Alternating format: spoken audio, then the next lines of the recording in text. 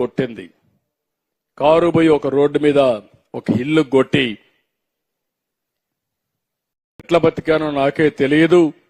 సాక్షాత్తు వెంకటేశ్వర స్వామి దిగొచ్చి నువ్వు చనిపోతే నాకు అపవాదం వస్తుందనే ఉద్దేశంతో నన్ను బతికిచ్చాడేమో గాని నాకు తెలియదు. అదొక మిరాకల్.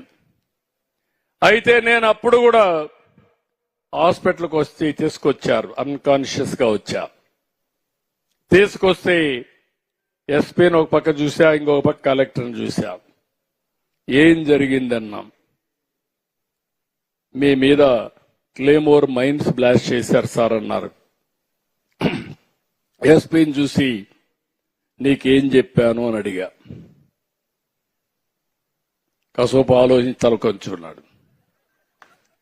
ఎవరైనా కానీ ఇలాంటి దుర్మార్గం చేస్తే నేను మీకు చెప్పింది వీఐపీని వేరే వాళ్ళు ప్రొటెక్ట్ చేస్తారు, చేసిన వాడిని పట్టుకునే బాధ్యత మీది. చుట్టుపక్కలంతా కూడా కార్డన్ చేసి ఎవడూ తప్పించుకోకుండా ప్రొటెక్షన్ ఇచ్చే బాధ్యత మీదని చెప్పా. ఆ మాట చెప్పినప్పుడు సార్ అంటే నువ్వు అవసరం లేదు, కలెక్టర్ ఉన్నాడు చూసుకుంటాడు, నువ్వు వెళ్ళమన్నా. అంటే నేను ప్రాణాపాయం వచ్చినా నా డ్యూటీని మరవలేదంటే అది నా పట్టుదలని మరొక్కసారి ఇక్కడే మీ అందరికీ విజ్ఞప్తి చేస్తున్నా. నేరాలు చేసేవాళ్లు మనకంటే తెలివైన వాళ్ళు కాదు.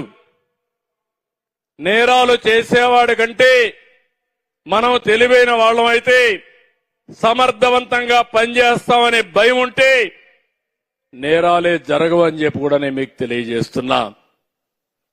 మీరు చూస్తున్నారు ఇప్పుడు ఎన్డీఏ ప్రభుత్వం ఉంది. ఇక్కడ నేరాలు తగ్గాయా లేదా అని మిమ్మల్ని అడుగుతున్నా.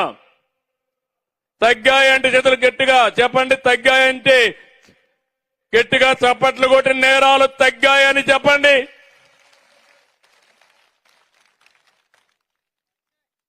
నేను ఒకే మాట చెప్పాను, ఎవడైనా సరే నా ఆడబిడ్డల జోలుకొస్తే అదే చివరి రోజు మీకని హెచ్చరించాను. రేపు ఎవడైనా టెస్ట్ చేయాలంటే టెస్ట్ చేయండి, మీ కథ నేను చూస్తానని మరొక్కసారి ఈ పోలీస్ రిక్రూట్మెంట్ రోజున హెచ్చరిస్తున్నానని చెప్పి కూడా నేను మీ అందరికీ విజ్ఞప్తి చేస్తున్నా. ఇంకో పక్క రాష్ట్రంలో గంజాయి బ్యాచ్ చెడ్డ పేరు తీసుకొచ్చారు.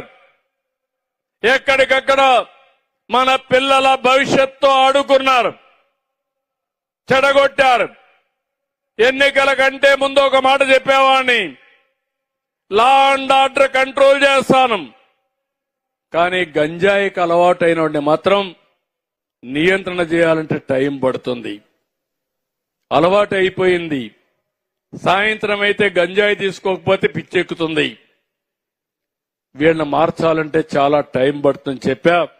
అయినా వదిలిపెట్టడంలో ఏజెన్సీ మొత్తం డ్రోన్స్ పంపించి ఎక్కడ గంజాయి ఉందో మొత్తం వెరిఫై చేసి ఉక్కు పాదంతో గంజాయి లేకుండా చేసేదానికి ప్రయత్నం చేస్తున్నాం. నేను ఒకటే హామీ ఇస్తున్నా, ఎక్కడా ఇది జరగదని చెప్పి కూడా నేను మీకు తెలియజేస్తున్నా. మూడోది రౌడీజం. చిన్న రౌడీలకి పెద్ద రౌడీలకి మా పోలీసుల ద్వారా కొత్త సైన్యం వచ్చారు కాబట్టి, మీరు ఒక ధైర్యం ఇచ్చారు కాబట్టి వాళ్ళకు కూడా హెచ్చరిక చేస్తున్నా. ఎవడైనా రౌడీజం చేస్తే ఈ రాష్ట్రంలో ఉండడానికి అర్హత లేదు. ఒకప్పుడు ఆంధ్రప్రదేశ్ లో ఎవడన్నా రౌడీలు చేస్తే చోటా మోటా రౌడీల్ని రాష్ట్రం నుంచి బయట పంపించేశారు. ఆ దెబ్బతో ఎవడూ రౌడీజం చేయడం మానేశాడు. ఇప్పుడు కూడా